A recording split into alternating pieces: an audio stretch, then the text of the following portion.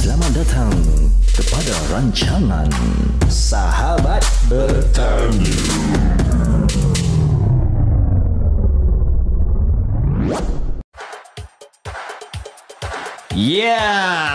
Malam ni ada special sikit Ni lagu salsa. Oh, salsa. Ole ole ole. We are the champ. We are the champ. Siapa champ? Liverpool tu Man U Liverpool champion tu Jangan pijak kepala Man U Champion. Ole ole ole ole. Liverpool bodoh. Ya, anda sedang mendengar podcast yang gila lagi bermanfaat.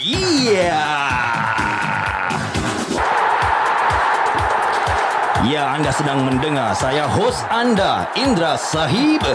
Saya Izzat Koki. Saya Eric Pipu. Dalam podcastnya Sahabat Bertanya. Oleh GGMU brother. Forever okay? Banyak menu ni. Itu kasih masuk kat kepala otak engkau okay? GGMU forever. Masih tak sedar diri gini kan? Aku tak nak cakap kan? Relax bro. Panas apa? Tak panas. Sekarang tapi juga boleh buka baju Nari kan? macam Man U lawan Liverpool sekarang jugalah. Tak ada. Nak berbual nari macam nak tutup mata je always kan. Tak nak tengok depan kan. Panas je kan. Apa tak tengok depan? Kena tanya. Ni logo ni dia tak boleh tengok. By the way bagi penonton dan pendengar, saya sedang memakai sweaternya Manchester United. Dan bagi haters di luar sana minta maaf lah saya minta maaf, mohon banyak maaf kerana ini nari memang nak kena pakai baju ni sempena nak meraihkan tetamu khas kita Daripada Old Trafford aku invite footballer tau nari footballer nak kasih cincang kabel kepala tau. Okey, kita tengok. Kau belum tengok dia buat scissor kick lagi? Belum lagi. Siapa orang tu? Aku macam tak kenal lah. Kita akan memperkenalkan selepas ini kita akan berehat sebentar. Okey, selepas ini kita akan memperkenalkan kita punya tetamu khas kita. Jangan ke mana-mana. Tontonlah, stay tune dengan Sahabat Bertanya. Peace out. Anda bersama kami dalam rancangan Sahabat Bertanya. Sebuah podcast soal jawab soalan-soalan kehidupan dan agama yang ditujukan kepada Ustaz Abdul Hafiz bersama kami iaitu hos anda Indra Sahib, Izzat Koki dan Eric Pipul meneroka mencari jawapan intisari yang menusuk ke jiwa.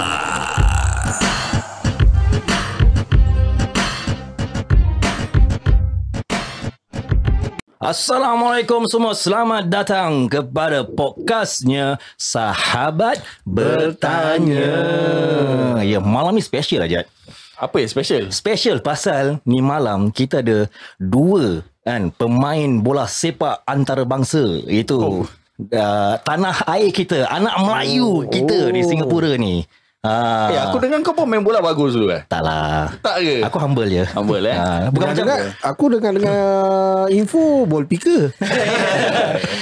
Aku dengar Eric Pipu dia world juga pasal bola. Jangan cakap banyak semua poket dia. Aku banyak benda nak tanya tau dengan tetamu khas kita. Pasal Eric kan daripada Woodland. Kan kita punya dua tetamu ni, diorang ni main bola dan membesar di Woodland. Diorang legend kan daripada Northside. Aku dengar-dengar kan untuk dua orang ni kan, siapa kalau main bola kat Singapura, kalau tak kenal ni dua orang kan, kau lupakan bukan pemain bola. Diorang bukan pemain bola. Diorang bukan pemain bola. Macam aku macam aku. Kau bukan, sebab tu kau bukan pemain bola. Aku main hoki, sorry Kau gentel lain je. Kau gentel gitar je kerja kau. Aku pernah main bola dengan Ipul. Sekali aku tunjuk dia cedok mi soto. Dia memang tak boleh main bola, tapi dia world banyak. Dia cedok terus dia jatuh. Okey, tanpa kita membuang masa, okey, izinkan saya memperkenalkan kedua tetamu khas kita pada malam ini pada rancangannya Sahabat Bertanya, itu Fazrul Nawas dan Ashraf Rashid. Apa khabar brothers? Selamat datang. Assalamualaikum semua. Waalaikumsalam. Terima kasih untuk datang Masya Allah. Jadi nak tanya juga apa khabar bagi Fazrul Nawas dan juga Ashraf Rashid? Alhamdulillah sihat. Sihat Indra baik Indra. Okay, alhamdulillah. Dah lama aku actually dah lama tak nampak Ashraf. dah tak tahu berapa tahun dah lama. Dah last nampak bila? Dekat ni apa ni? Kat Padang bukan dekat Majlis Masjid Abdul Razak. Habib Umar datang Singapura Bukan dekat Masjid Sulia. Masjid Sulia. Nam. Yes, masya-Allah. Dekat Majlis aku jumpa dia, masya-Allah. Kau dulu kau tak kan every week jumpa kat padang bola. Okey, tanpa kita lupa juga sebelum kita lupa, izinkan kita juga memperkenalkan iaitu ustaz kesayangan kita yang mana tiap-tiap minggu senantiasa membimbing kita dengan ilmu dan juga nasihat-nasihat dan kata-kata mutiara beliau, iaitu Ustaz Al-Fadil Al-Mukarram Ustaz Abdul Hafiz kita. Ahlan wa sahlan ya Ustaz. Marhaba bikum, semoga semua dalam keadaan sihat. Amin. Saya nak tanya Ustaz ada rasa macam tension tak nanti? Ni malah ada rasa macam tension tak? Agak terkejut sikit. Okay. Bagi penonton dan pendengar, mungkin you all tak tahu the background of this episode. Sebenarnya saya ada buat satu kejutan yang mendadak sehingga Ustaz lagi sikit nak nazak tadi. Kau jemput pemain bola ni untuk apa? Untuk rembat bola untuk kat Ustaz tu. Okay. Nak kena kasih background juga. Okay. Aku jemputnya Fazul Nawas dan juga brother Ashraf kita kerana bukan setakat mereka pemain bola kan, dan juga mereka terkenal juga dengan sebagai bekas pemain profesional kan, footballers kat Singapura ni. Tapi ada sebaliknya juga. Kedua-dua mereka adalah saudara Ustaz. Saudara rapatnya kan kepada Ustaz Al-Fadil Al-Mukarram Ustaz Abdul Hafiz kita. Itu aku rasa ada chance Ustaz pun main bola bagus. Kira main bola bagus juga. Nak tahu jangan tanya Ustaz. Kita tanya saudara je. Mungkin Ustaz orang main Sabotio tu Kau kutuk Ustaz Taklah Sabotio bagus. Okay, kita nak tanya juga. Okay, since brother Fazrul dengan brother Rashid brother Ashraf Rashid ada dalam studio kita ni, kita nak tahu Ustaz Abdul Hafiz main bola tak? Main bola Main juga. Bagus. Apa position? Apa position? Dia boleh main dekat court, padang pun boleh main. Nampak testimoni daripada dua pemain profesional tau. Booking seat soccer pun. Boleh main fireside sekarang? Sebulan sekali boleh. Tapi tu dulu sebelum Ustaz berangkat pergi Yaman, kita ada main dekat Sembawang. Dekat satu Sembawang court ni. Dah lama tu. Itu sebelum dia berangkat pergi Yaman. Kita ada kecil-kecil saya masih ingat lagi kecil-kecil orang ada Milo Milo dulu orang ada training apa saya ada ikut kadang. Diorang pasal orang minum Milo Ustaz. Diorang sihat dan kuat je. Kan apa bersohbah dengan footballer. Masya-Allah. Dapat sedikit dapat cebisan dapat sikit dah cebisan. Masya-Allah. Ada yang last tu sebelum Ustaz pergi Yaman main bola tu. Ustaz skor ke tak tu? Fazul ada pas Ustaz Fazul ada assist tak kan? Atau ada solo sendiri? Tak nak tahu juga. Tak payah cakap Kita ni kalau apa ada air kan tayamum membatalkan. Waduh. Cakap skor pun tak layak. Cik humble lah Cik hat-trick. Tapi tak boleh lubang Ustaz dah. Tak boleh lubang pasal dia pakai kain. Okey. Aku tak nak melampaui batas lah. Kita nak jaga juga kontak kita. Jaga. Korang jangan melampau sangat Okey, kita nak mulakan dengan kita punya sesi dan pada malam ni agak special sikit. Mengapa kita mungkin penonton dan pendengar kita akan tertanya-tanya mengapa kita invite dua pemain bola sepak kan yang mana mereka represent kita punya country in terms of in the football punya arena bola sepak kita. Dan definitely kita nak bahaskan pada topiknya tawakal di sini. Ada uniknya di sini. Kerana pada tahun 2020 kita dilandanya dengan pandemik yang agak saya rasa menjejas kehidupan semua orang seharian ramai masyarakat Islam kita di Singapura. Dan lebih-lebih lagi pada pemain-pemain bola sepak. Baik jurulatih ke, baik pemain bola sepak ke kan, ataupun kaki tangan bagi sebuah kelab. Definitely. Dan kita nak tanya dan mengambil pandangan dan pendapat dan juga pengalaman mereka in terms of orang punya strive apa pada ketika ini kan, apa ketika pandemik COVID ni, dan agar kita orang awam juga dapat mengambil pengajaran kan. Kita belajar daripada pengalaman mereka dalam bab tawakal ini. Jadi kita nak mulakan juga dengan soalan ni pada sebelum kita tujukan soalan kepada Al-Fadhil Al-Mukarram Ustaz. Izinkan saya bertanya kepada Fazrul Fazrul, I mean for you yourself Fazrul. I mean baru-baru ni aku ada lihat, aku dah tengok kau punya video kan, mengatakan your journey as a footballer, there's a lot of suffering behind it. Obstacle lah kan, in terms of injury, and at the same time also recent pandemic, you were out of club, then alhamdulillah Tampines Rovers take you in as a player. Probably boleh tak you give kan a bit of macam your experience during that time, how bad kan when you have to macam bukan survive aja. Maksud di sini adalah kita tahu kita berprofesi ni untuk menyara kehidupan keluarga, definitely. Dalam masa yang sama, kita pun tak tahu what is the future gonna holds for us kan. Dan benda-benda macam ni berlaku mendadak kan. Jadi dalam pandangan dan sudutnya Fazrul Nawas bagaimana you manage to overcome that bit by bit? Okay. Jadi macam mana saya nak cakap the beginning memang susah lah with the situation that I'm facing, and then saya pun ada keluarga kan. Ya, betul. So saya banyak bersabar, dan banyak berdoa, minta agar pintu rezeki saya buka lah. So jadi itulah alhamdulillah rezeki saya datang sedikit demi sedikit dah. But what really happened? You were out of club. Dorang terminate you ke apa ke? So what's the situation like? Not say saya tak ada club.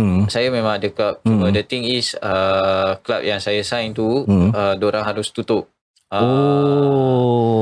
Jadi pasal itu yang buat saya struggle mencari mencari club lah.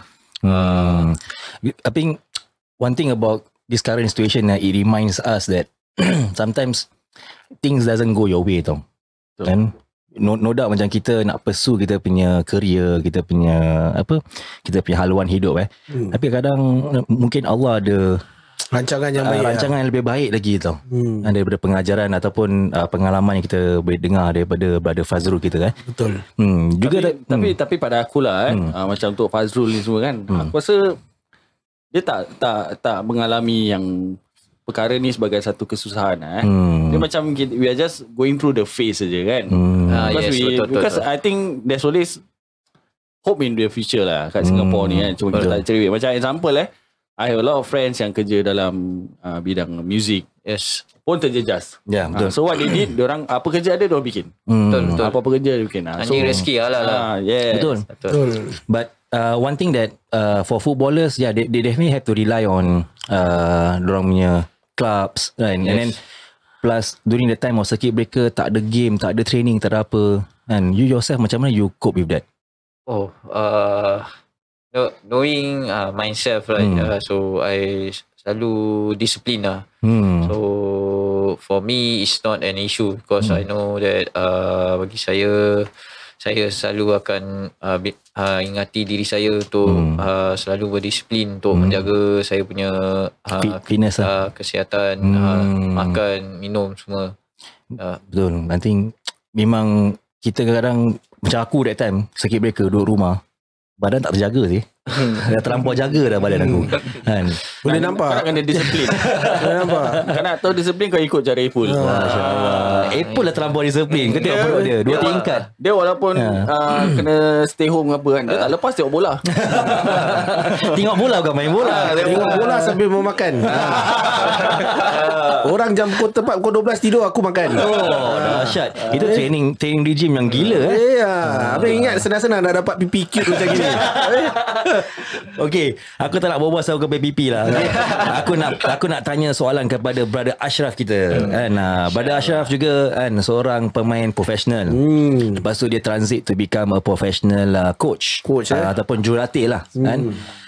Dan saya pernah ternampak artikel tentang beliau di Berita Harian on your futsal punya team very inspiring that what you do to inspire the young generation and to relay your knowledge on football. Maybe you want to share a bit on your journey on that. Okay. Alright. Saya retired from football when I was when it was on 2014 that time. Actually that point of time tak ada plans nak retire because my club at that point of time Tanjung Pagar decided to tutup. Yes. Sama juga macam Fazrul Meglis so dia kirakan mendadak, tiba-tiba tutup lah. Tiba-tiba tutup. So I at that point of time it was actually my peak lah, because baru 29 tahun kan time tu kan. So tengah sedap, tengah kirakan kita punya peak ada momentum lah. Momentum betul. Macam Apple yang momentum. Ini sikit je. Kalau nak pergi klub lain pun, because kat Singapore ni actually dia punya klub ni is tak banyak kan, Catholic. Cuma sikit. So kalau kita nak sign dengan klub lain pun, most of the club dah sign players. So at the point of time I fikir balik But you yourself dah lama kat Tanjung Pagar kan? Memang that time I was ada 3 tahun. 3 tahun 3 tahun. So I decided I fikir balik, because that time I actually pun depressed jugalah, honestly, because I tak pernah kerja luar. Okay, so all the way my life was only football. Dapat duit, gaji, kasih mak bapak, semua rezeki semua daripada bola kan. So I struggle lah that time. Then after that I fikir I have to pijak satu kaki keluar lah. I mean I have to do something. Okay, because bola ni tak sampai bila for me lah. Because that time point in time I slowly kirakan keluar and I buat coaching kat sekolah. Buat jurulatih kat sekolah. So from there, still dekat sekolah pun kita buat coaching, kita tak dapat monthly income. Because we are so called self-employed. Because when we go to coaching, dekat school, alright, we are paid. Kalau kita tak ada coaching, kita tak dapat rezeki tu. So from slowly daripada sana, then after that I took my coaching course. Then after that up until now, alhamdulillah, I'm still doing schools, I'm still doing dekat football academies, and Saturday Sunday dekat football academies lah. Monday to Friday is sekolah lah. One thing that really amazed me ataupun macam aku sendiri, aku rasa macam sangat melihat cerita atau mendengar cerita Fazrul dengan Ashraf ni, dia sangat berinspirasi tau. Inspirasi dalam sudut apa tau. Mereka tahu yang mereka ni harus bekerja keras atas, in their industry, they have to work hard.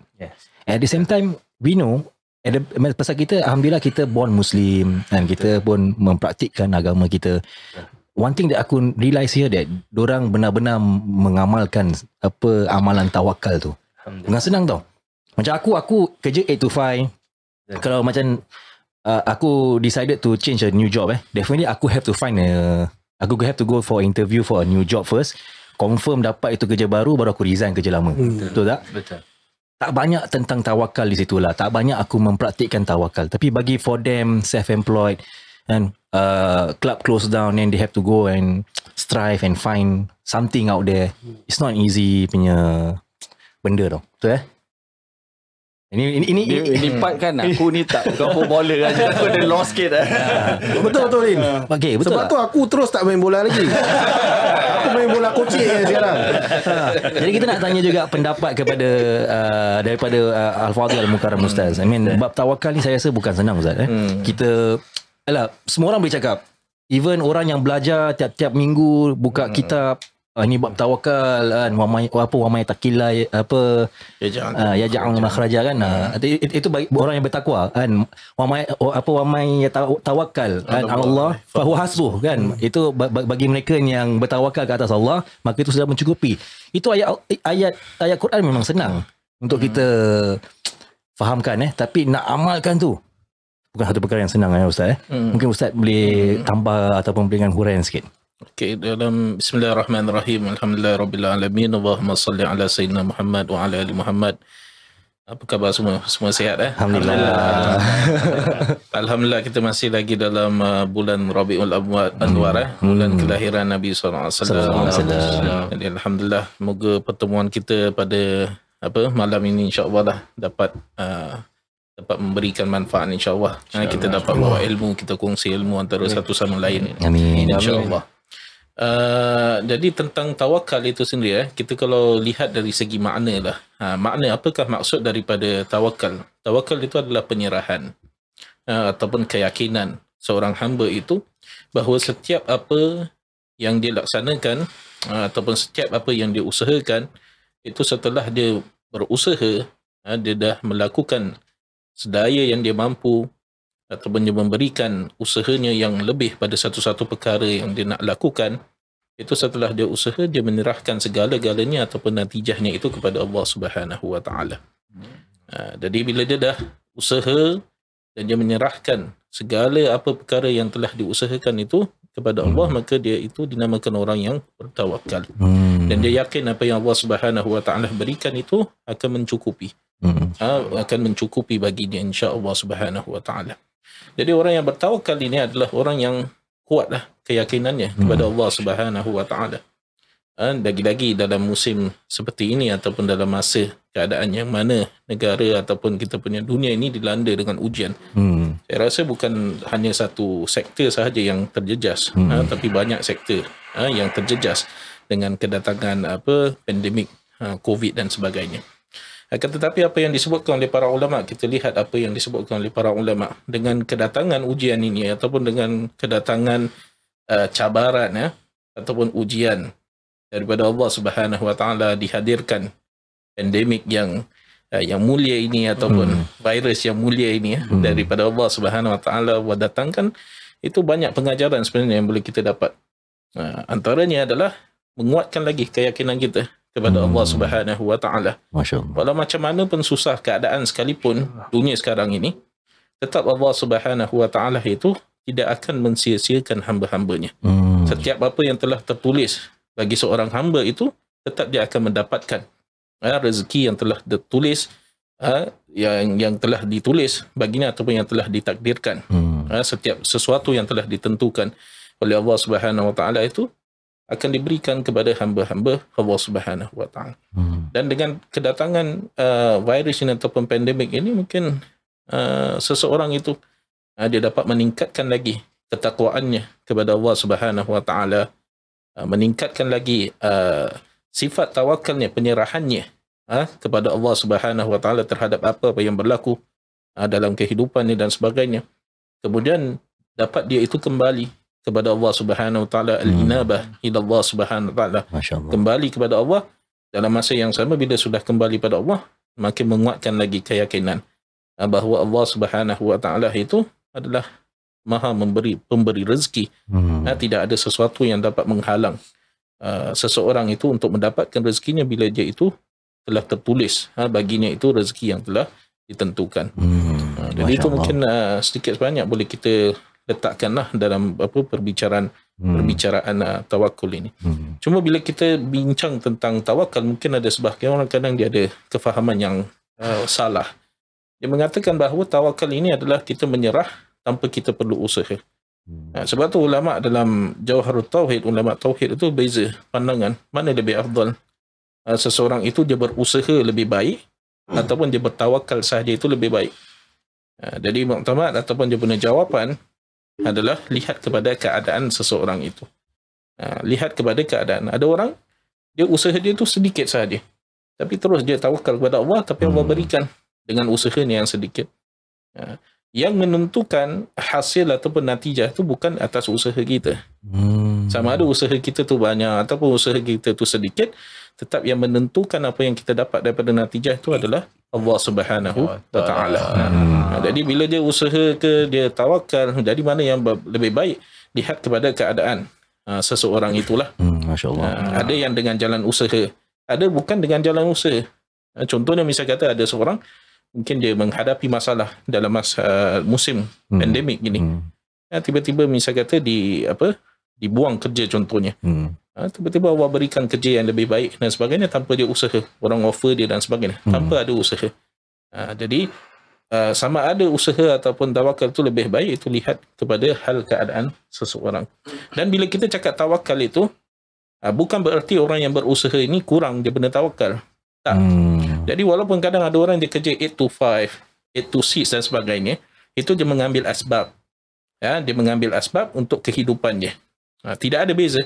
Kata yang tidak kerja 8 to 5 pun sekalipun, tetap keluar pada waktu pagi untuk mengajar bila ada. Contohnya bisa kata bila ada kerja, tak ada kerja, tak ada kerja. Tetap itu adalah asbab. Asbab untuk dia mendapatkan sesuatu. Jadi sebab itu Nabi SAW itu bila dia nampakkan sahabat kan, Nabi SAW dia nampak sahabat. Jadi sahabat ni dia bawa unta. Jadi dia bawa unta tapi tak diikat kan unta ini. Jadi Nabi tanya, ataupun dia tanya, adakah aku ikat unta ni ataupun tak? Apa jawab Nabi? Nabi kata, yaqilha wa tawakkal. Ikat unta ini, kemudian tawakal. Jadi nak menunjukkan kat sini bahawa tidak bermakna kalau seseorang itu dia bertawakal, dia bertawakal itu berarti tanpa dia itu berusaha ataupun dia menafikan usaha. Kadang tawakal itu boleh datang dengan usaha. Masya Allah. Ini satu bab saya rasa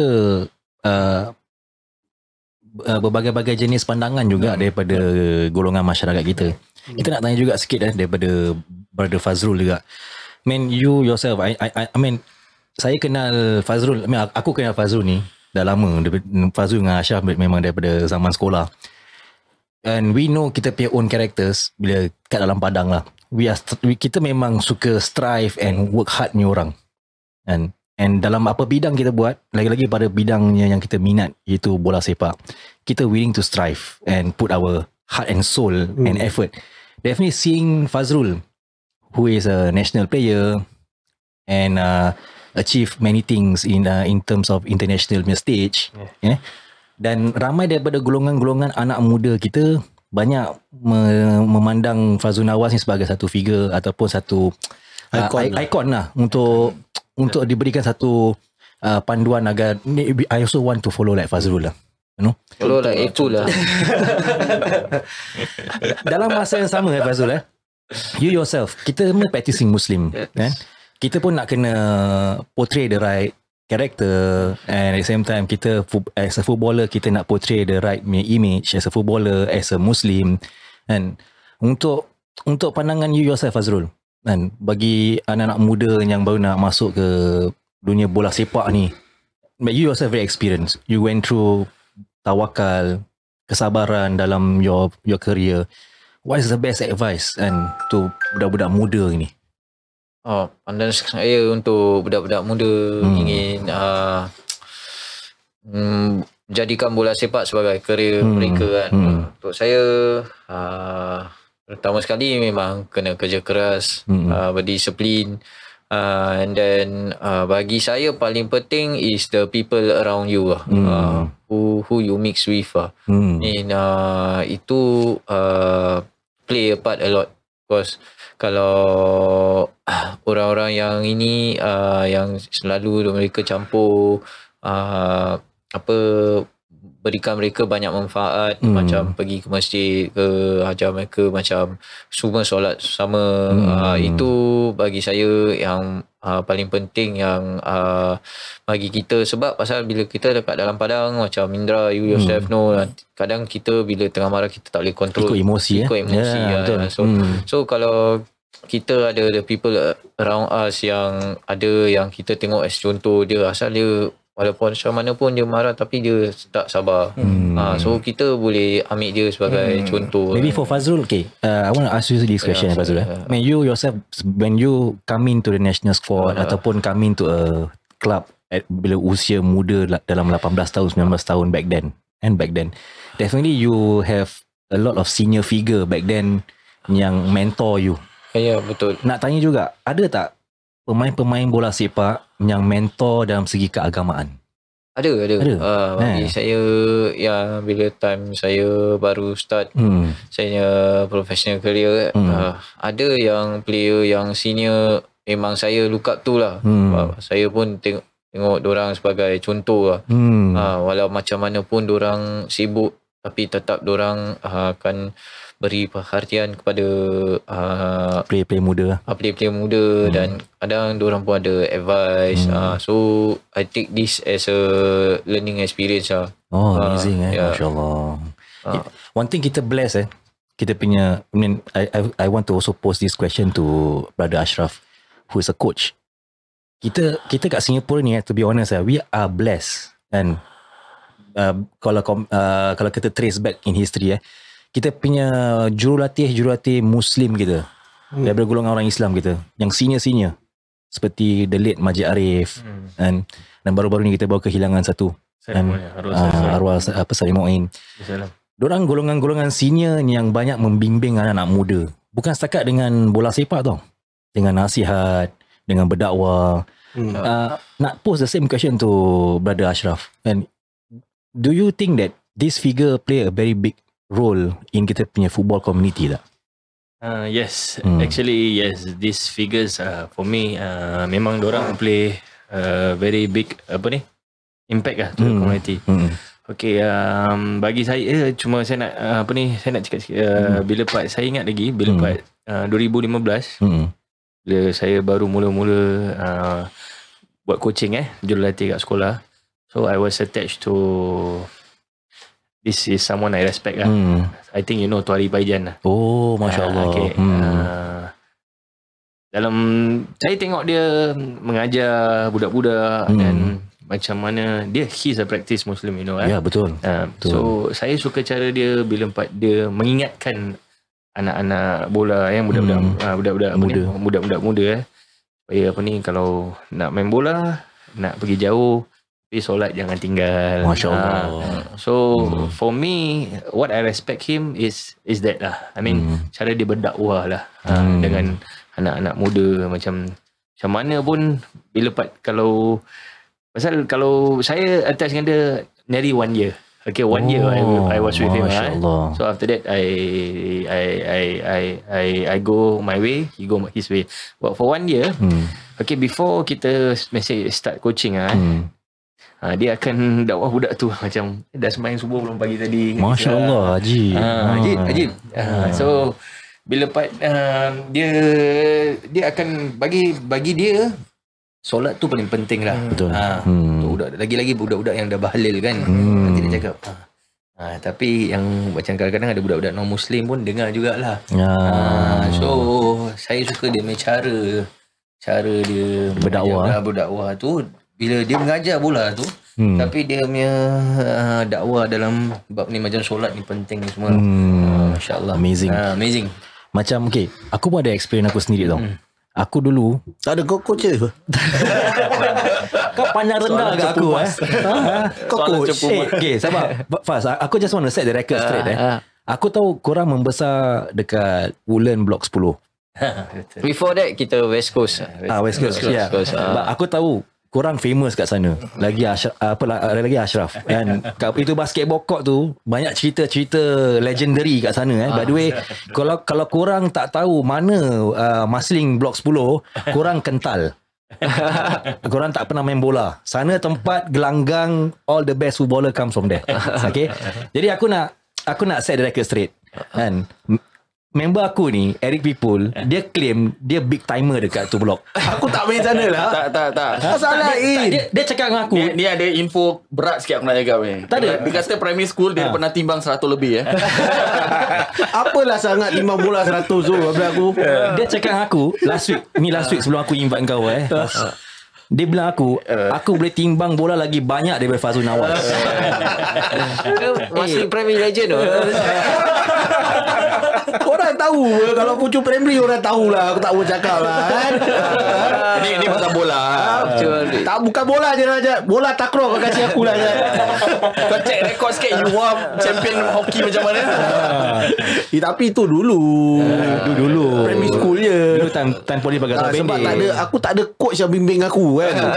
Betul-betul kan. Salahkan coach lah sekarang. Kira kalau ada coach yang betul bimbing aku kan. Tunjuk macam Asraf cakap tadi kan. Coach yang bilang aku, ingatkan aku solat. Itu betul-betul pada aku is a very good thing lah. Ya, betul kau lah. kalau jadi seorang ikon kan, kau ada macam kira ada power sikit lah macam untuk ajar budak-budak ke apa kan. Kau tunjuk good example lah. Bukan untuk orang Muslim je. Maybe orang non-Muslim pun tengok pun ni betul. kira adab-adab yang baik, akhlak yang baik kan. Maybe diorang pun boleh tertarik lah. Tapi dulu Serap time madrasah dia ajak kita cabut. Ini sudah kecoh. Betul. Ini cerita benar apa Faz? Dah buka story tau. Kau tahu apa Tarawih Cup mesti ada. Okay, right. Itu dah cover sikit. Itu dah ibarat wajib je. Dulu Tarawih Cup best je. Best. Tapi nak tanya juga, Ustaz pernah Tarawih Cup tak? Corner Ustaz. Kan tarawih tu kan sunnah. Tarawih Cup terus jatuh wajib Dahsyat. Tapi serius ni since kita ada footballer kat sini kan. Masalah aku rasa kat dalam sini aku macam paling tua je. Jangan gitu. Tak betul. Jadi aku punya greatest moment pasal bola Singapore ni lah kan. Time Kallang Stadium tu. Itu betul sampai kita nak beli tiket kan. Cari tahu black market pun ada tau. Orang yang beli tiket dia jual mahal tau dekat luar. Betul lah. Betul. Asal time tu kau masih pakai pampers aku rasa. Tak lah gurau. Tapi betul. Tapi time tu Singapore punya team memang team memang the best lah. Dapat jamah. Aku dapat jamah time aku. Dapat pijak Kallang Stadium Dapat. Semua orang dapat jamaah. Cakap pasal the dream team Aku tadi sebelum korang intercept aku ada cerita nak cakap. Sebelum kau Ipul kau intercept aku. Kau potong aku Okay, tak apa. Aku dulu pernah main bola for Geylang United under 12. So dulu legend mesti ada job sebagai ball picker. Ni betul ball picker. Aku dulu buat kerja ball picker kan. Dapat $5, $10 jadi lah kan. Satu game. So kita nanti yang bawa flag yang ball picker nak kena bawa flag keluar tau. So kita kat dalam tunnel. So that time Geylang United aku masih ingat. Player the likes of macam Karyaya, Fandi Ahmad pernah main during that time S-League punya first year tu. So aku nampak dengan mata aku sendiri kan, Karyaya kan. Dan selalu kalau game selalu around Maghrib bedtime 7+. Dia tengah solat lah kat sana. Dekat tunnel. Dia solat dulu So pengajaran lah. Walaupun aku umur 12 tahun, tapi kita dah nampak tau. Pemain-pemain senior yang bertauliah, yang berwibawa seperti mereka ni memang menunjukkan model yang sangat baik. Betul Asal kalau kita nampak pada pemain-pemain senior yang ramai ada di Singapura ni, mereka ada menonjolkan perwatakan seperti ini Betul. Tapi tak semua lah. Yalah mestilah. Tak semua lah. Kalau semua solat game tak on. Bukan game tak on tu. Takkan Steven Tan solat. Tak semua lah. Takkan Kan Janjung tak boleh ajar kau lah. Janjung Mepeha juga boleh sampai kat pipi kiri kau lah. Betul. Ada good ada bad. Tapi yalah sekarang yang baiknya is kalau jadi seorang ikon tu berilah nasihat-nasihat betul. yang And that's what the role of Fazrul Nawas and also Ashraf are doing right now. Diorang are mentoring the youth. And I think apa dia punya perasaan tu? Perasaan dapat menyumbang kepada kita punya generasi muda kita. Maybe I start with Fazrul first. Saya to me is like normal lah, because think I learned it from my senior itself. So I just bring what I have learned from the past to the modern culture. Definitely sebagai pemain bola sepak dengan jurulatih two different world Betul. kan. Lagi kalau nak mentor budak muda ni yang berkeras kepala. Kita pun dulu pernah keras kepala juga kan, betul tak? Betul. Kan? So Engkau, aku lembut. Boy lembut. engkau dapat isteri je lembut. Alamak, Bul. Betul tak? Betul ni, Bul. Bul. Tadi dia dah nampak dah aku halau Ira macam mana. Di mana tak payah cakap kat sini. Tapi aku cakap je, aku open je. Okey, tak apa. Saya nak tanya Fazrul bukan kau. Jadi memang nak, kalau kita nak deal dengan budak-budak susah, budak-budak degil kan. Memang kan dorang tak nak dengar cakap ni orang. Apalagi kalau nak dengar nasihat agama. Betul tak? Betul. Jadi macam mana tu? Kan? How I mean, you yourself as is mentoring all these youth kan. How is your approach dengan orang? Saya banyak bersabar. Banyak bersabar dan sedikit demi sedikit nanti insya-Allah mereka akan akhirnya bukan dengar jugalah. Yalah. Betul. Dia nak kena ada wisdom lah. Yes. For Ashraf pula macam mana? I think you. Okay. Untuk saya, saya ada buat satu program ni every Saturday. It's under Sports SG So Sports Care program. So saya attach dengan budak-budak kebanyakan youth at risk. Youth at risk. So kita macam counselors lah. Coaches plus counselors. So most of my boys budak Melayu. Okay. Background Broken families. Parents cerai berai. Masya Allah. Ashrafnya lagi drug addict. Challenging challenging. Drug addict. So I always start my training from 6 to 9. But because of COVID now it's 5 to 8. Okay. Tapi pasal COVID ni saya terpaksa what I do is saya akan, because kalau you see at the time kita train lepas asar. Betul. So maghrib tu kan Singkat. singkat dengan Isyak. So apa saya buat ni, saya akan suruh yang most of my budak-budak Melayu saya yang Islam, dekat orang bila ada break tu they just take wuduk, after that kita solat just 5 minutes je. So saya akan berjemaah dengan orang. Masya Allah. Jadi bagi saya pasal because for me saya mengajar orang walaupun I'm teaching them football. That is not only what I want. Because I have something more. Because for me walaupun kita training tu kan, kalau misalnya kita Isyak, kalau kita tak sempat kat setiap padang, tak apa, kita boleh balik. Tapi bila Pak Maghrib tu, saya tak nak kehilangan waktu. Waktu tu saya tak nak, walaupun saya boleh balik, saya nak qada kan. Tapi saya tak nak. So daripada saya solat seorang, saya akan bawa saya punya youths. Kebanyakan majority budak-budak Melayu. Apa reaksi mereka? At first diorang was macam, coach tak biasa lah. Tak biasa pasal kat rumah pun tak buat kan diorang kan. Tapi mungkin, itulah kita, pasal saya pun tak nak jam tu kan, because I know that dia from background diorang tu memang kesian lah. Yalah, betul. So kadang-kadang saya akan berbual dengan diorang lah. Saya akan bayar diorang sikit lah. InsyaAllah. So si bayi lah. Masya Allah. Kita akan cakap dengan diorang, cakap macam mana pun solat jangan tinggalkan. Walaupun kita nak buat apa-apa pun, kalau kita nak sukses, saya percaya that solat tu tiang. Betul lah. Ini macam Tuan Hairi Paijan Junior je. Memang Ada cabisan-cabisan dia. Masya Allah. Tiang gopos bukan Mungkin Ustaz boleh masuk lah. kita boleh tambah sikit lah. Memang saya nak tanya Ustaz juga. Tadi kita dengar daripada Fazrul dengan Ashraf kan. Jadi kita boleh tambah sedikit dalam dakwah dalam menyampaikan satu perkara-perkara yang baik. Itu dakwah tu bukan hanya pada atau tertumpu ataupun dia khusus daripada golongan asatizah ataupun para ulama dan sebagainya. Selagi mana seorang yang beriman itu, yang beragama Islam, dia ada ilmu dan dia boleh menyampaikan dengan baik dan sebagainya di mana pun. Dia boleh menyampaikan kata-kata hikmah, nasihat dan sebagainya.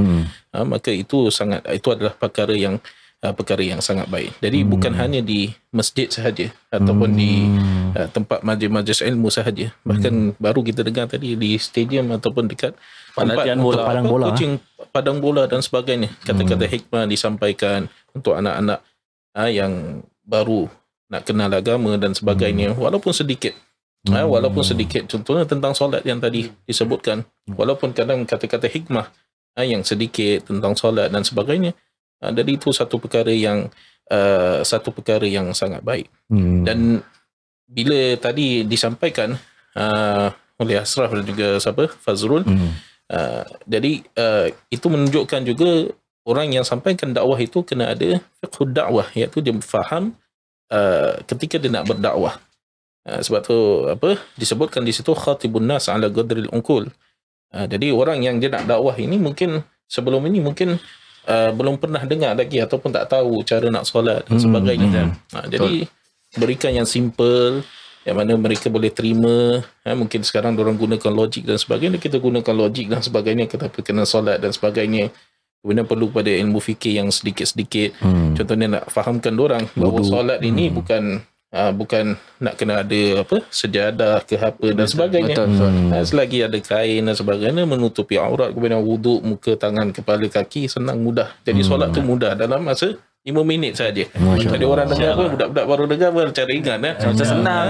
Senang. Ingat solat gini nak lepas doa lepas solat nak kena baca doa lah apa dan sebagainya. Dan saya teringat dulu waktu masih kecil lah, mungkin memori boleh kita memori berkasih singkat kembali jadi kalau kita tidur, saya sendiri kalau tidur rumah Fazrul kecil-kecil tu solat subuh tu sangat ditekankan. Betul. Bahkan siapa yang tekankan Ustaz? Bapa ayah dia. Bapak dia. Bapaknya Fazrul. Masya-Allah. Jadi kita macam mana pun tetap kalau tidur bangun tidur lambat ke apa tu tetap kena bangun subuh dan solat subuh dalam keadaan jemaah. Kemudian lepas subuh tu bukan terus bangun terus tidur lagi, tak ada doa apa zikir-zikir dan sebagainya, ditekankan banyak itu. Wirid-wirid. Dan dorang ni kalau bukan pujian tapi kenyataan, dorang dua ni itu beberapa kali saya nampak hadir majlis ilmu dan sebagainya. Jadi cinta mereka tu pada para ulama tu masya-Allah sangat tinggi. Okay, baru kau boleh ingat dulu aku rasa kau ada match dulu. Tinggal dekat hotel dekat Habib Noor. Yes. Jadi Habib Umar bin Hafiz datang, betul. Habib Umar bin Hafiz ziarah Habib Noor. Insya-Allah. Ni nampak ni Fazrul ada. Salah bahasa. Jadi satu hari lepas itu ada match ke apalah. Betul. Jadi nampak cinta pada para ulama ahli ilmu dan sebagainya. Asal juga hadir majlis ilmu, Habib Umar datang. InsyaAllah lah. Berkat Ustaz. Berkat. Masya-Allah. Berkat tempias daripada Ustaz Abdullah.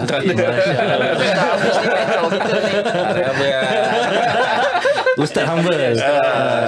Sebenarnya mentor kita ni. Dia last week dah dinaikkan martabat dia. PU. Kita ada 2 PU. Siapa PU? Pencetus rumah dengan pemecah rumah. Aku pemecah rumah. Gerak. Definitely. I mean aku sangat kagum melihat the role that is being played by Ashraf and Fazrul now as a senior player, at the same time also as a coach and to the youth. Aku rasa is a very honourable punya role. Maknanya satu jawatan yang ataupun satu role yang sangat mulia, yang mana as a senior player dia dapat mentor the youth, at the same time dakwah dan beri kata-kata nasihat. The same goes to Ashraf and towards the youth players. And lagi-lagi with that program yang dia buat, and a lot of the punya players that come from a family yang broken background. Yes. Something that kita can cuba untuk memperbaiki masyarakat kita. Betul. Jadi dalam sudut ni Ustaz, adakah mereka sama macam pendai Ustaz? Pendai maknanya orang yang keluar berdakwah. Jadi pendai itu kalau kita lihat dari segi definisi mengajak manusia kepada Allah Subhanahu Wa Taala, mengajak manusia yang tidak kenal Allah itu kenal Allah Subhanahu Wa Taala.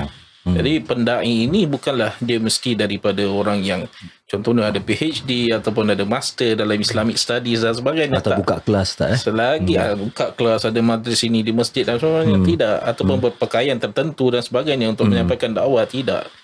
Selagi dia ada ilmu, kemudian dia ada kata-kata hikmah yang mana dia boleh menyampaikan sesuatu yang baik, mengajak manusia itu untuk kenal Allah, maka dia itu adalah da'i. Masya Allah. Dia adalah da'i, dia adalah pendakwa, mengajak manusia itu mengenal Allah Subhanahu Wa Taala. Masya Allah. Jadi kita perlukan da'i-da'i ni lebih banyak lah. Nak cakap pasal da'i, kita nak masuk pada topik yang hangat, yang panas selepas ini. Dan alhamdulillah kita dah merangkumi pada bab tawakal, pada bab sebagai role figure kan, bagi golongan-golongan anak muda kita kan. Dan kalau diizinkan kita nak masuk kepada soalan yang hangat selepas ini. Jadi kita akan berehat sebentar kan, bagi penonton dan juga pendengar. Jangan ke mana-mana. Kita kembali lagi selepas ini. Oleh. Selamat datang kepada rancangan Sahabat Bertanya.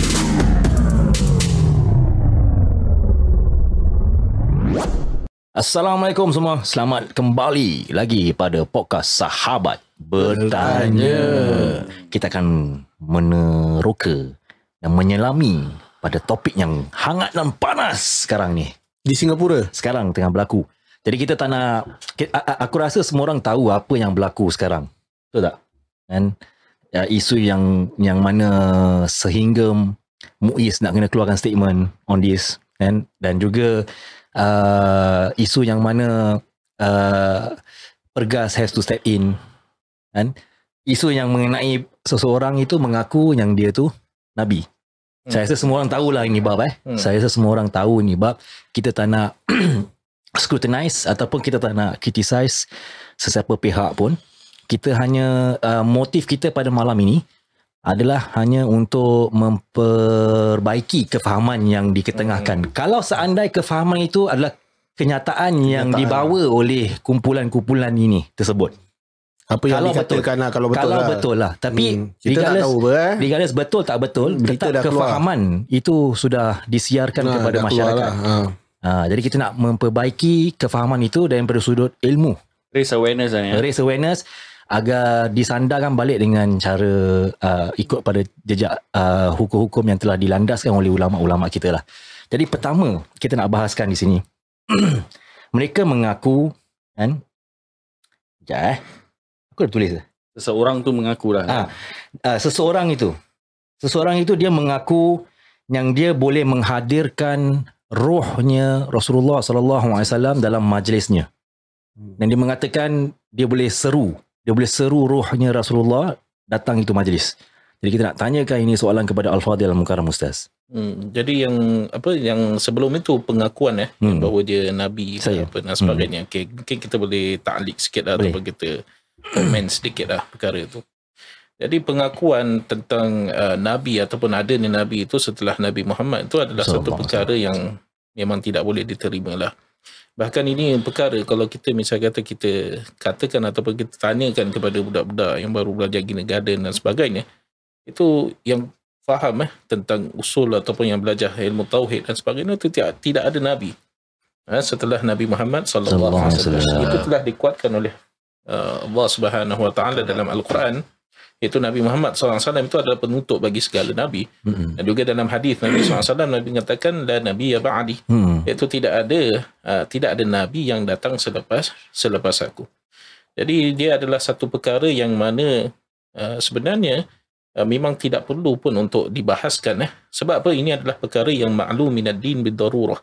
Ini sudah diketahui secara darurah. Itu bila ditanya ada tak Nabi setelah Nabi Muhammad, itu kalau orang yang belajar cara metod yang betul, akidah Ahlussunnah wal Jamaah mengatakan bahawa tidak ada Nabi setelah Nabi Muhammad sallallahu alaihi wasallam. Nabi Muhammad ini adalah penutup bagi segala Nabi. Jadi straight kita boleh tahu kalau misalnya kata ada pengakuan, dan pengakuan itu bukan hanya berlaku pada zaman ini. Zaman-zaman dulu pun ada orang yang mengaku Nabi. Betul. Kata kita buka YouTube kan sekarang ada orang mengaku kan dia Nabi Kohar ke apa. Last letak jawatan, press conference semua letak jawatan, tulis letak jawatan daripada Nabi. Dan ditekan dan sebagainya. Nabi berdesign saya. Astaghfirullah, macam-macam. Jadi dia bukan satu risalah, dia satu jawatan dan sebagainya. Jadi kita nampak penipuan yang dilakukan oleh orang-orang seperti ini. Taib. Jadi kita tahu bahawa tidak ada Nabi setelah Nabi. Kemudian tentang masalah menyeru ruh Nabi SAW itu untuk hadir dan sebagainya. Itu kalau kita lihat dari segi adab. Dari segi adab kita lihat siapalah kita nak menyeru Nabi Muhammad SAW untuk datang lagi kepada kita. Diri itu kalau kita lihat diri kita ni yang penuh dengan kesalahan, banyak dosa, kadang lupakan Nabi SAW. Tak selawat misalnya kita dalam satu hari. Kita lupakan Nabi SAW ataupun kita tak hidupkan sunnah-sunnah Nabi SAW. Kita bahaskan dari segi kita adab. Manusia Ustaz. Kita manusia ni selalu pentingan dunia daripada Nabi.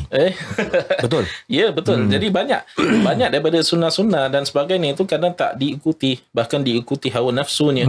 Lebih mendahulukan hawa nafsu daripada sunnah-sunnah baginda SAW.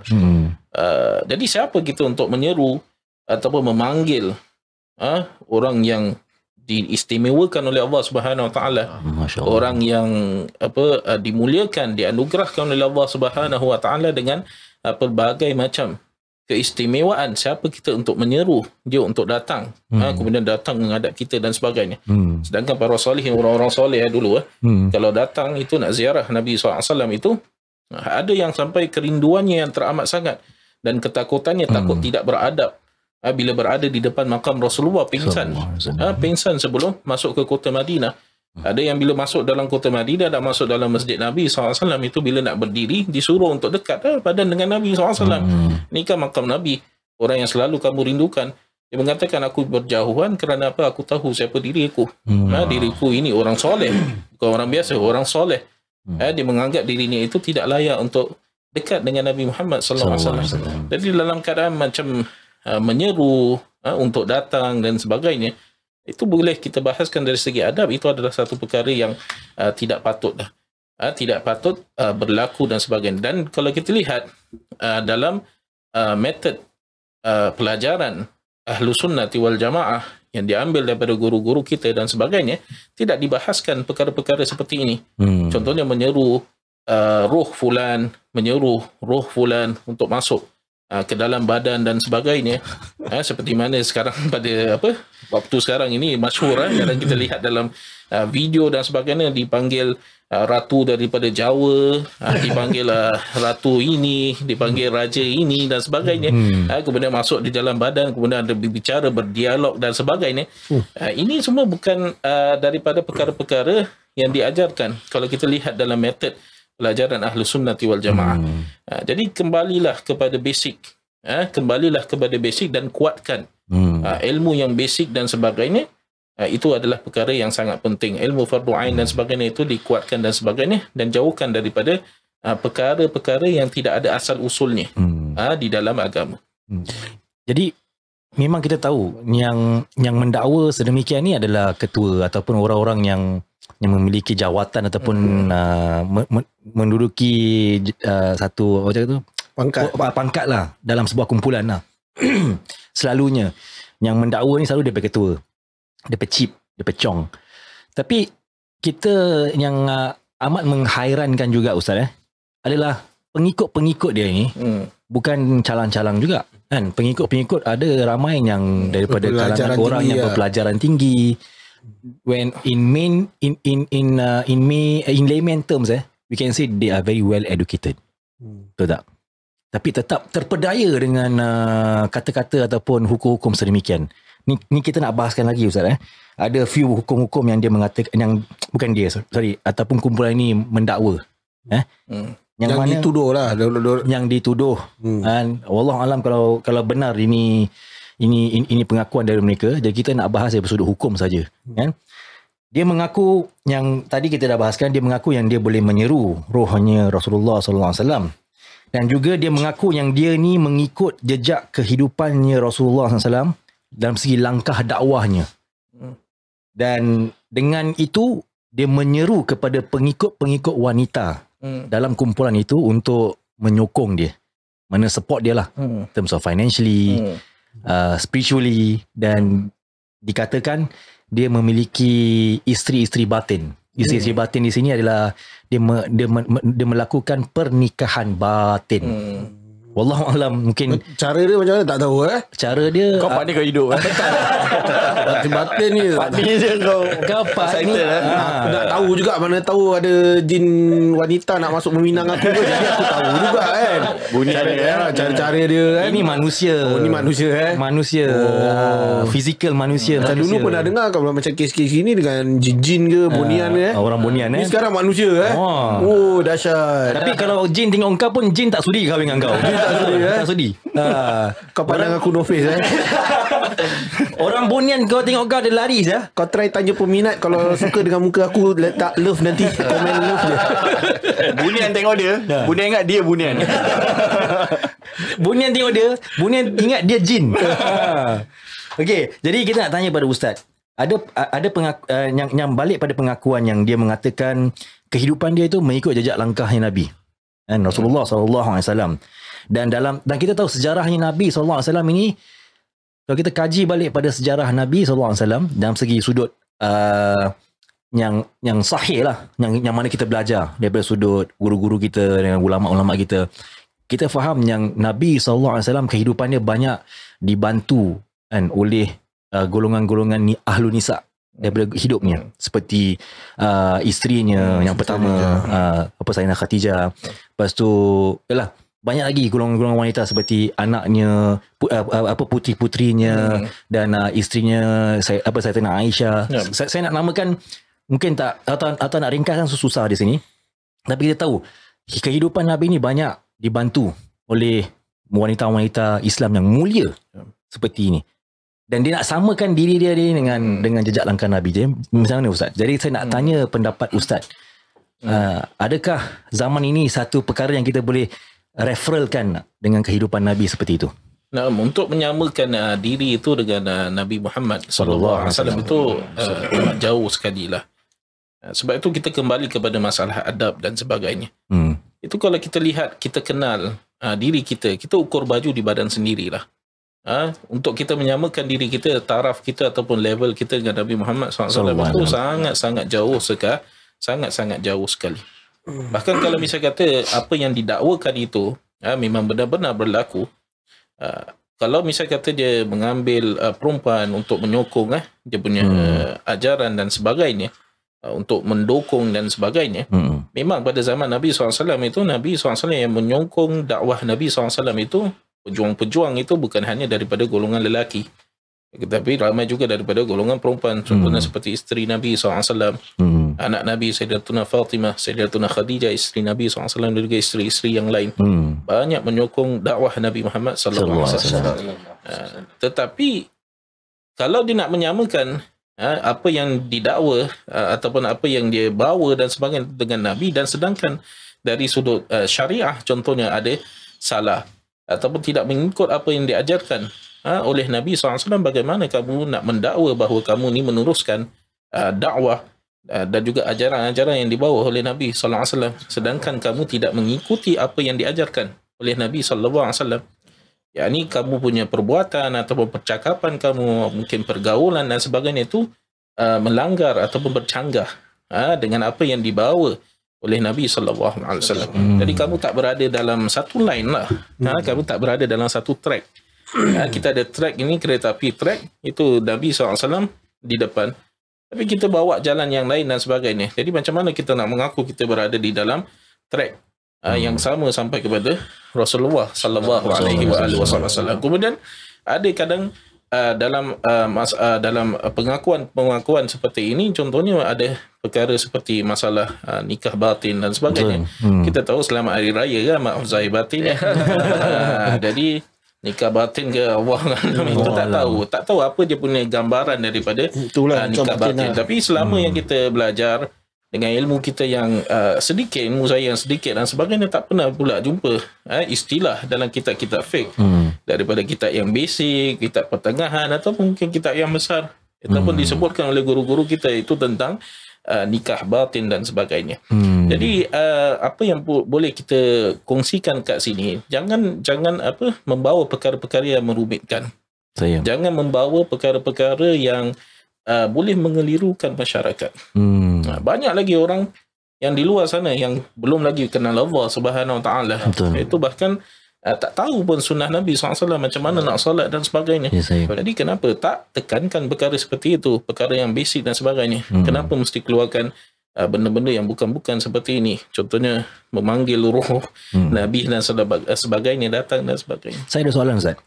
Kalau seandainya pengakuan ni benar, yang dia mengatakan wanita-wanita ni harus mendukung dia, mana support dia financially, spiritually, kan, dalam segi sudut batin, maknanya jadikan wanita-wanita yang menyokong dia ini sebagai isteri-isterinya, kan, bukan sekadar isteri jamak di sini. Kalau seandainya benar pengakuan ini atau cerita ni benar, adakah ia bersumber daripada hawa nafsu bagi seseorang itu, Ustaz?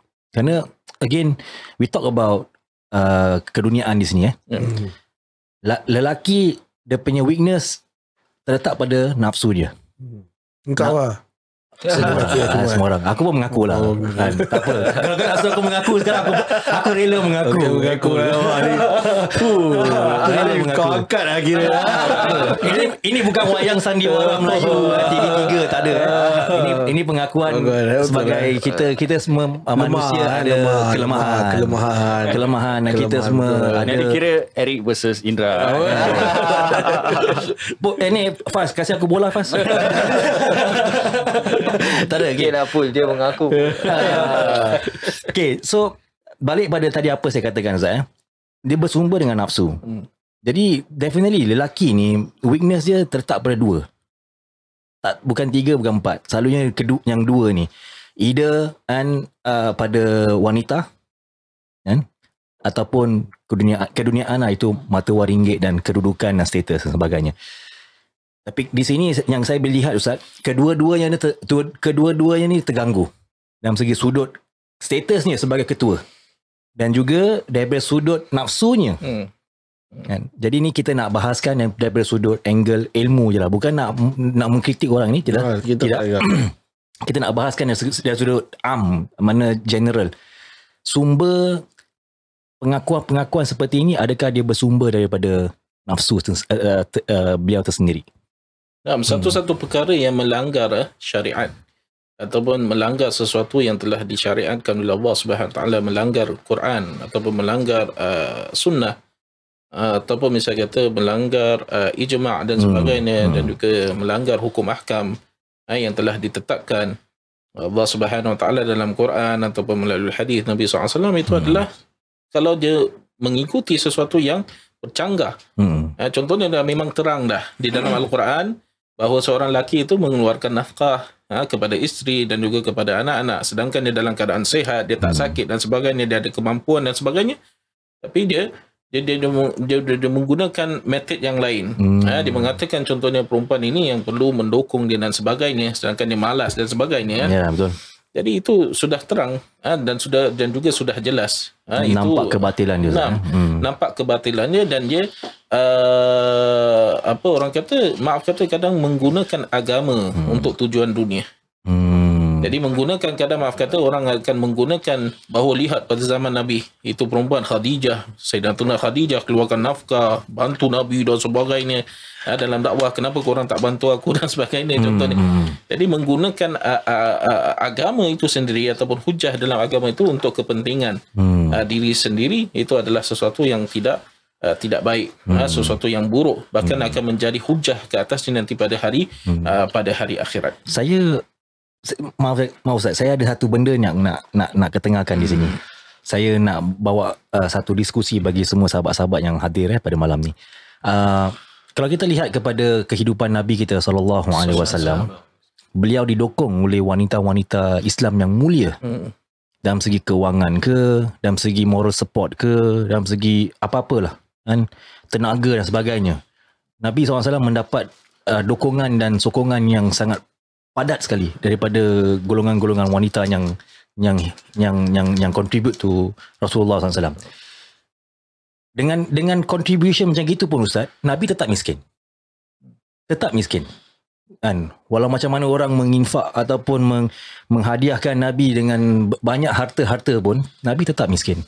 The difference yang sekarang saya nak alihkan, nak mirrorkan adalah golongan-golongan yang mengaku seperti inilah. In fact, I think there's a lot more lah outside.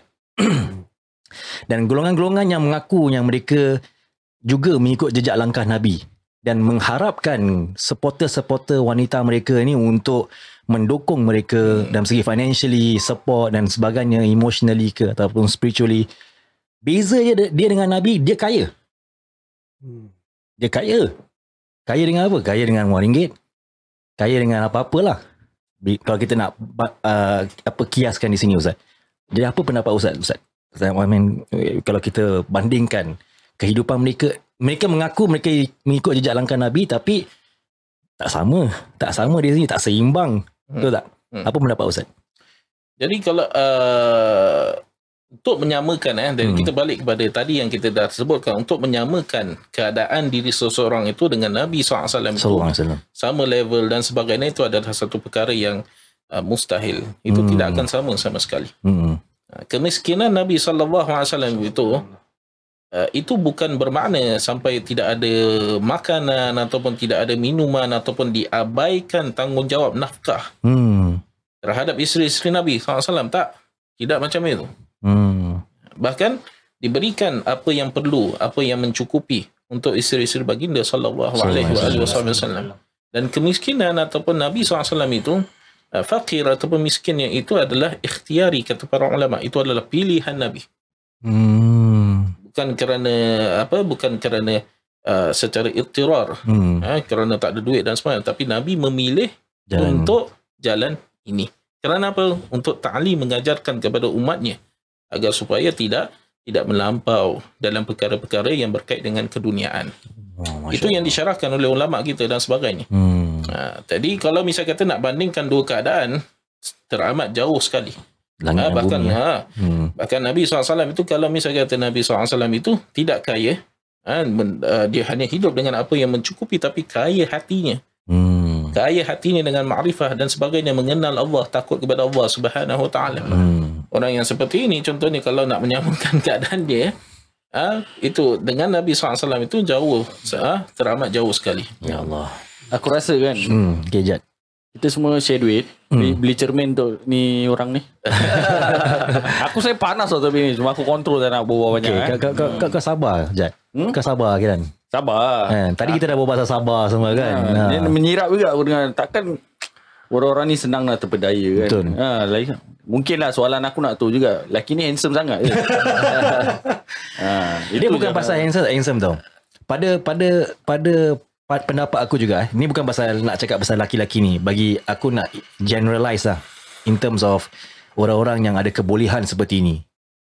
Orang yang lead certain group, yang ada kedudukan seperti ini, mereka ni pandai berbual. Satu, dia sweet talkers, dan cara mereka bawa dan ketengahkan pandangan mereka tu seolah-olah is like legit, is like macam sahih tau, macam dengar macam daripada Al-Quran, dengar macam daripada hadis. Seolah-olahnya, kerana cara mereka mengetengahkan pandangan mereka. Itu daya tarikan dia. Itu satu perkara yang saya rasa dengan pengalaman aku yang tak seberapa lah. Jadi ini satu perkongsian lah, agar kita berwaspada juga. Takkan kita duduk kat kedai kopi, satu pakcik datang kat kau cakap, aku Nabi akhir zaman. Bab ni kita dah bahaskan episod yang saya rasa episod yang ketiga ke empat. Sahabat bertanya, kita pernah bahaskan ni, kau masih ingat tak Ipul? Kau masa mata macam kuyu. Kau sebelum aku cakap apa kat kan baru tahu saya. Ni signal tak ingat dah. Ini signal dia tak kat depan ni macam jalan masjid ni. Ini signal dia Ustaz, dia tak ikhlas mencari ilmu. Kau matikan aku. Betul. Kau tembak aku hari ni. Habis kau suruh aku buat pengakuan. Sekarang aku pun nak engkau buat pengakuan. Pengakuan apa? Kau nak tanya aku pandangan pasal kes ni, aku boleh beri pandangan aku. Apa yang aku baca kan. Okay, aku fikir lah pandangan aku ni is apa, orang yang berpelajaran tinggi pun walaupun boleh macam terikut kan, mungkin yalah aku tengok dia cakap ada apa healing apa, dia cakap dia buat healing punya, kira macam berobat kan, healing stuff kan. Maybe lah ni aku punya rasa ya, aku tak tuduh, aku punya rasa. Yalah dia ada ilmu yang gaib-gaib sikit lah kan. Mungkin saya ke boleh trik-trik ke lah. Tu aku tak tahu berdamping dengan jin ke apa kan. Dia boleh kasih gelas terbang ke apa kan. Dia berdamping dengan mambang. Jadi mambang yang belajar tinggi pun tak pernah nampak. Alamak, I pun terfollow. Tapi dengan dia, kalau betul dengan isteri pun kan, maybe ada play a part juga pada aku. Jadi yang lain, perempuan-perempuan lain pun macam terpedaya lah. Dia tak boleh, mungkin dia seorang je. Itu aku punya pandangan lah, kalau betul lah. Boleh kita tambah daripada apa yang berlaku ataupun apa yang didakwakan adalah penting bagi seseorang tu dia mencari guru agama yang bertauliah. Guru agama yang bertauliah, yang jelas asal usulnya, yang jelas. Yang ada ARS, Ustaz. Yang ada ARS pada hari ini Asatizah Recognition Scheme. Jadi ini adalah untuk Singapura sijil pengiktirafan ataupun tauliah yang diberikan kepada asatizah yang mana mereka itu layak untuk mengajar ilmu agama dan perkara-perkara yang berkait dengan agama. Jadi bila kita nak mengambil ilmu itu, hatta di dalam ta'lim muta'allim, kita sebelum kita nak belajar dan sebagainya, kita perlu pergi pada guru ni sesuai ke tak, guru ni sesuai ke tak. Itu bukan hanya dengan 2 hari ataupun 2 jamnya YouTube ataupun 2 jamnya Facebooknya live, tak. Itu 2 bulan, 3 bulan, 4 bulan, 5 bulan. Cari guru yang benar, guru yang betul, guru yang perbuatannya, percakapannya tidak melanggar ataupun tidak melanggar syariat Nabi, tidak keluar daripada Al-Quran dan juga tidak lari daripada sunnah-sunnah Nabi SAW, tidak keluar daripada ijma'nya para ulama al-amilin. Jadi guru-guru seperti itu yang sesuai ataupun yang layak, yang bertauliah untuk memberikan ataupun mengajarkan ilmu agama. Bila kita ada syak ataupun kita ragu-ragu, tak tahu dia ni jelas ke tak jelas, ataupun berbual perkara-perkara yang gaib dan sebagainya, contohnya menyeru ataupun masuk jin dalam badan dan sebagainya, ratu ini dan sebagainya, ataupun wali ini masuk badan dan sebagainya, itu sebaiknya adalah kita tinggalkan sahaja. Kita fokuskan pada ilmu fardu ain. Berapa banyak pada hari ini ilmu fardu ain itu kadang belum lepas, tapi nak tinggi-tinggi, masya-Allah. Biasa. Tapi yang basicnya tentang solat, tentang masalah najis contohnya, tentang masalah haid ataupun istihadah dan sebagainya, tu masih belum lepas lagi. Jadi macam mana nak tinggi-tinggi tapi yang bawah tu masih biasa. Dan kenapa masalah ini berlaku? Kenapa ada dakwaan-dakwaan seperti ini diikuti oleh ramai orang dan sebagainya? Oleh kerana tidak ada ilmu kat situ. Daripada awal itu tidak ada ilmu yang basic. Kalau ada ilmu yang basic diajar oleh guru-guru yang bertauliah dan sebagainya, insya-Allah itu tidak akan perkara-perkara seperti ini tidak akan berlaku.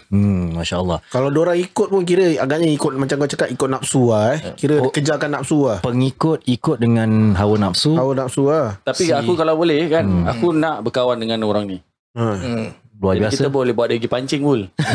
Sudah seru ikan-ikan. Kan senang gitu kan. Okay, cakap pasal ni kita pun nak tanya kepada tetamu khas kita, iaitu Brother Fazrul dengan Brother Ashraf.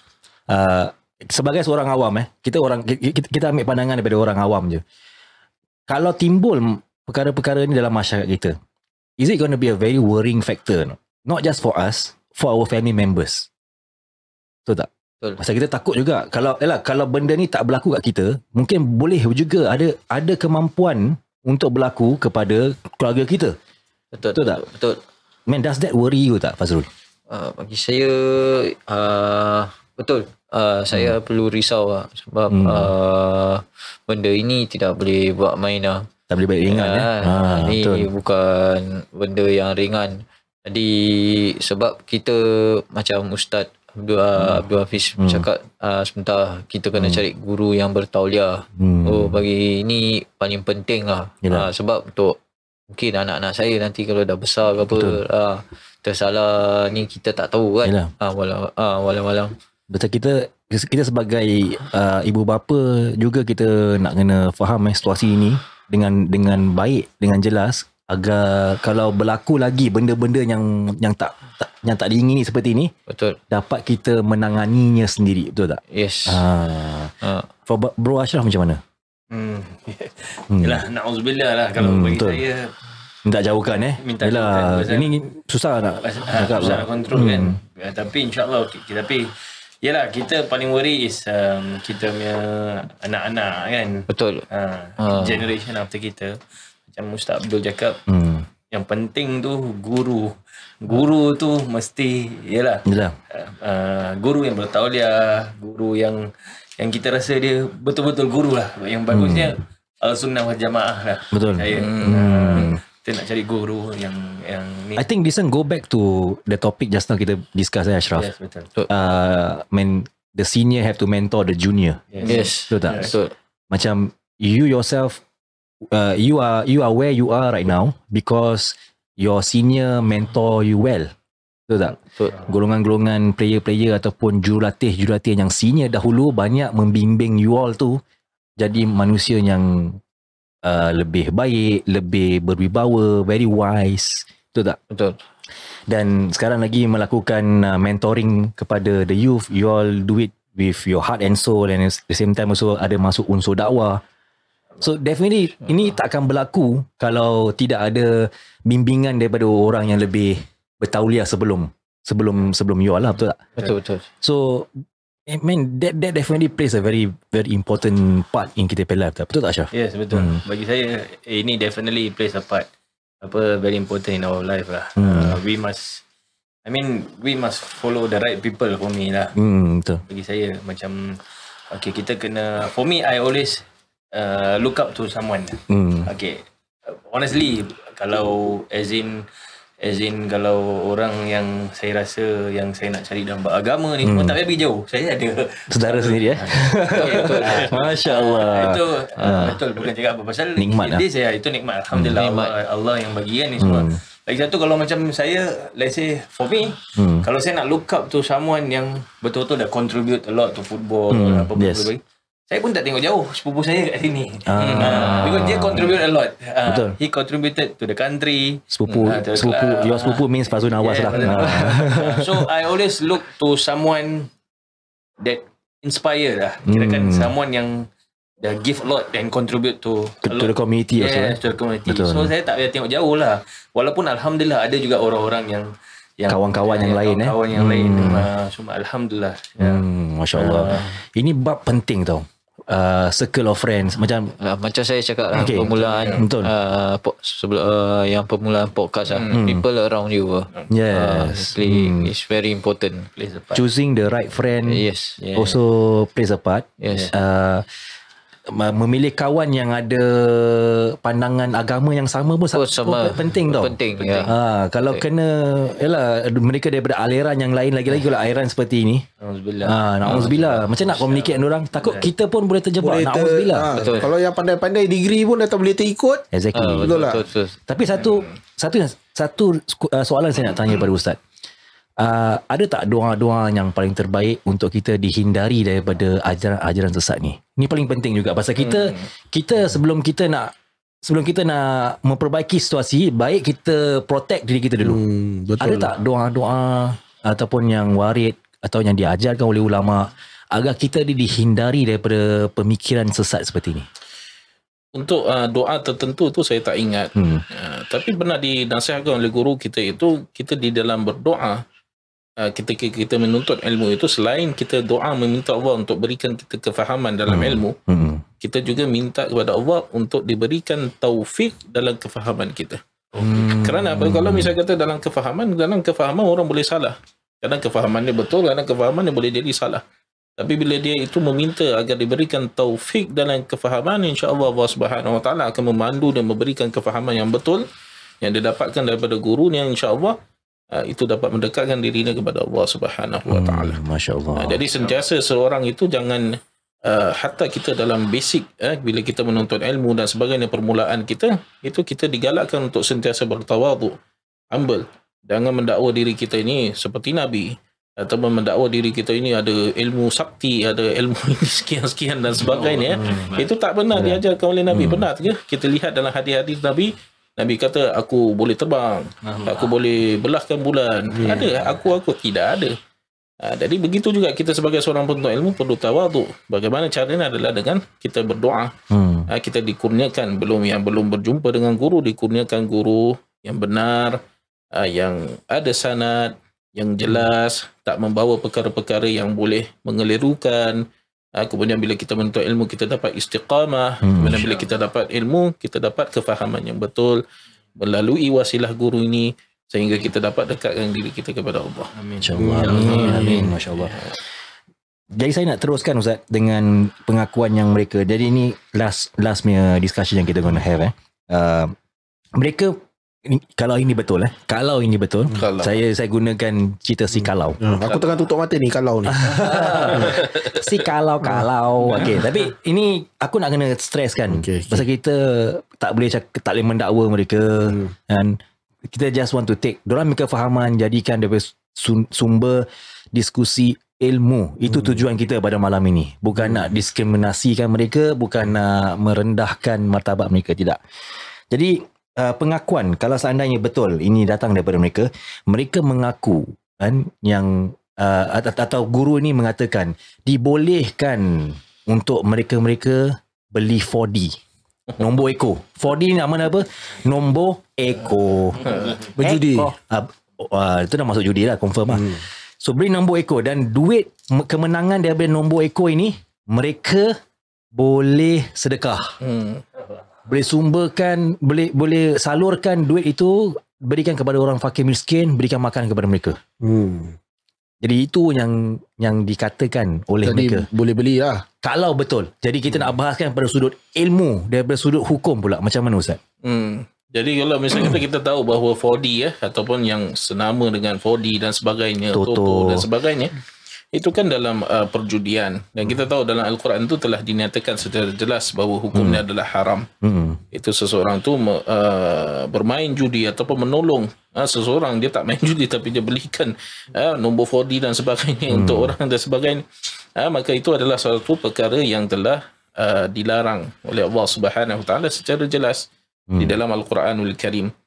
Sebab tu kita kata bila ada dakwaan seperti ini, digalakkan untuk beli 4D dan sebagainya, ataupun misalnya kata ada dakwaan kadang daripada grup-grup yang lain mengatakan bahawa untuk menghilangkan kerunsinan dan sebagainya itu boleh minum arak dan sebagainya, na'udzubillah min zalik, itu memang sudah jelas melanggar syariat Allah Subhanahu Wa Taala. Itu na'udzubillah min zalik, dia seperti menghalalkan perkara yang telah diharamkan oleh Allah Subhanahu Wa Taala. Jadi memang sudah jelas ini ada kesalahan. Bila kita dengar macam gini, memang jelas dia punya kesalahan. Itu dia melanggar syariat Allah Subhanahu Wa Taala. Tapi macam confused Zat. Ya. Dia mengatakan okey, duit daripada memang dia tahu beli 4D, beli nombor ekor, beli nombor kuda ke apa, whatever, toto ni semua haram. Duit yang kita dapat tu pun haram. Kan? Dan dia nak kaitkan dengan kebaikan di sini. Iaitu menolong orang. Ini duit bukan duit engkau, ni duit orang tu, duit orang miskin. Rezeki Allah. Na'udzubillah. Kau betul cakap tu rezeki Allah. Ada cakap ni kau dapat pun rezeki Allah apa? Kalau itu datang dari pengakuan, kes lain lah. Okey, maksudnya lah susah. Pasal diorang kaitkan di sini, diorang macam buat kita confuse tau. Dah buat benda haram, lepas tu kau nak katakan ni ada benda kebaikan apa? Aku kasih orang miskin makan, aku infakkan ni duit balik kepada fakir miskin. Jadi orang akan confuse di sini. Betul tak? Jadi apa pendapat Ustaz? Jadi ni satu rezeki jugalah. Jadi rezeki ni untuk menghilangkan keharamannya itu dengan memberikan kepada orang yang memerlukan. Jadi umpama seperti nak menghalalkan sesuatu itu, ataupun nak mencapai matlamat tetapi dengan cara yang tidak betul. Jadi matlamat itu tak menghalalkan cara. Kalau matlamat itu nak benar, memang matlamat itu jelas menolong orang fakir miskin dan sebagainya, cara juga nak kena betul. Ini Ustaz kalau kalau cara itu salah, itu tak menghalalkan matlamat yang betul. Yang benar. Betul. Jadi walaupun untuk menolong orang fakir, orang miskin dan sebagainya, itu dibahaskan juga oleh para fuqaha, duit yang hasil daripada haram?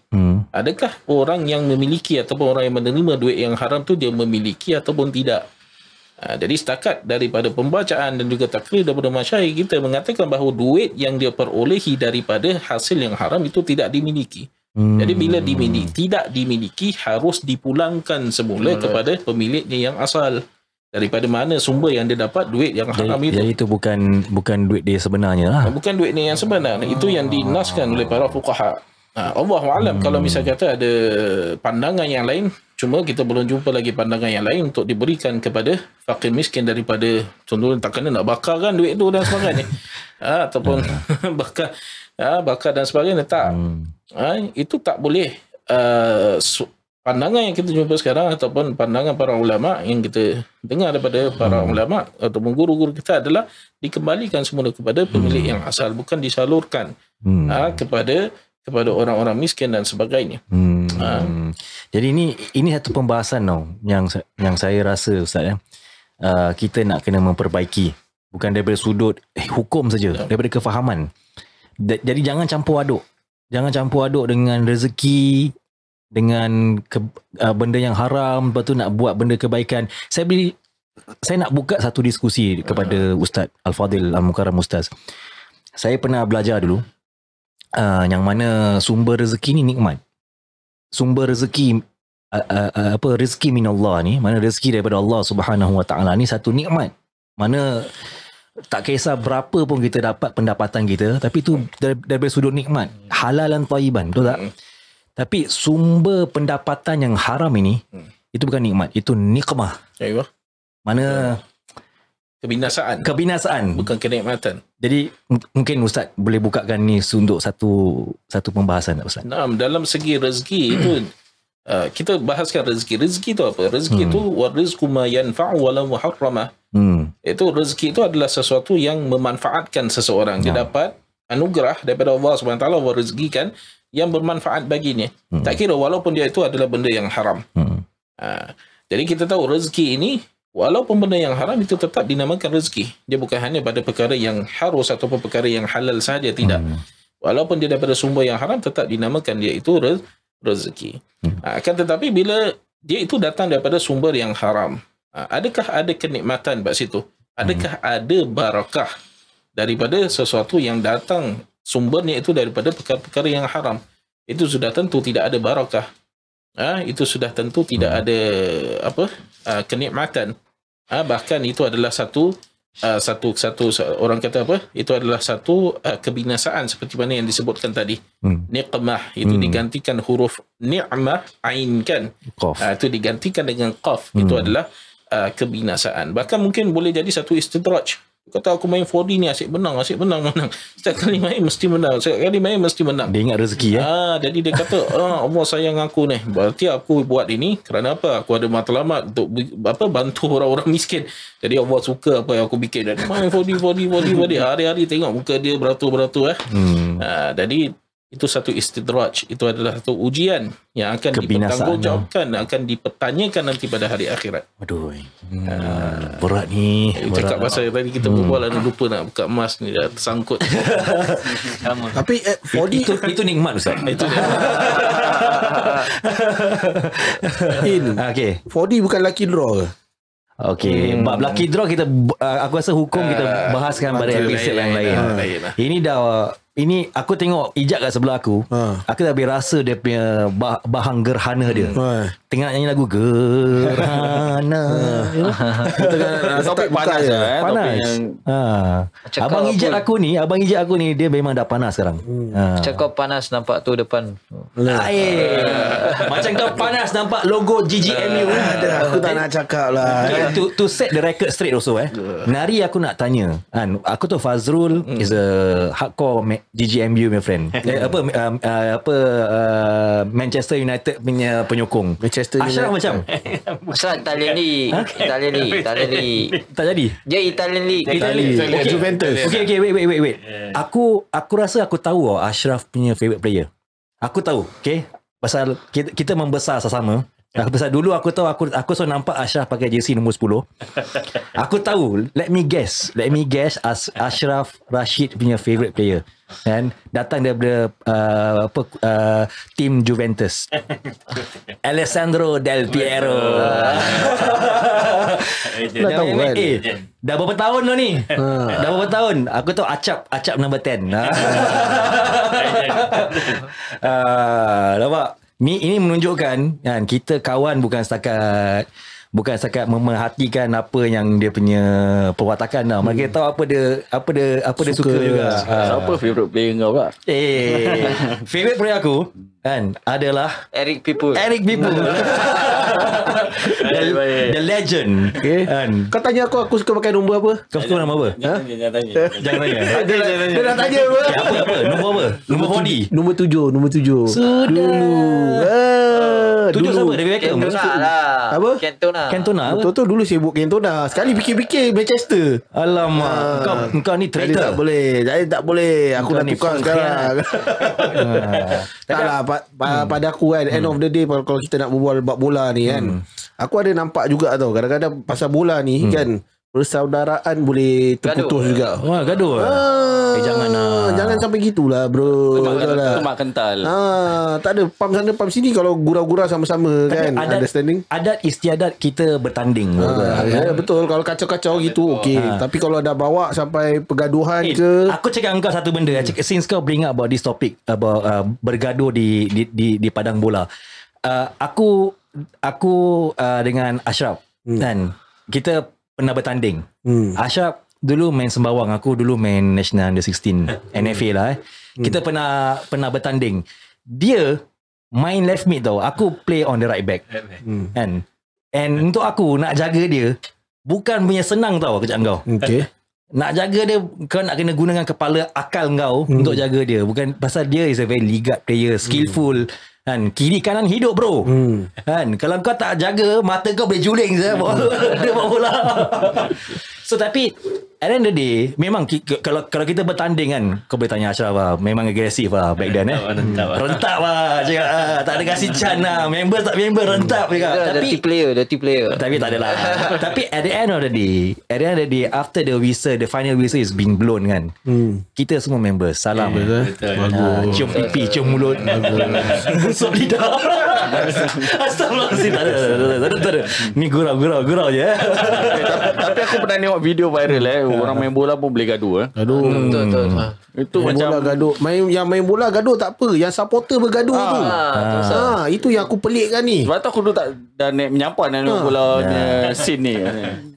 Tapi tak apalah kan. Kita yang suka bola biarlah biar suka je. Jangan nak fanatik sangat. Yang nyata tetap nyata, Liverpool tetap atas sekarang. Itu nyata. Tapi yang nyata Ustaz Ustaz fahamkan je.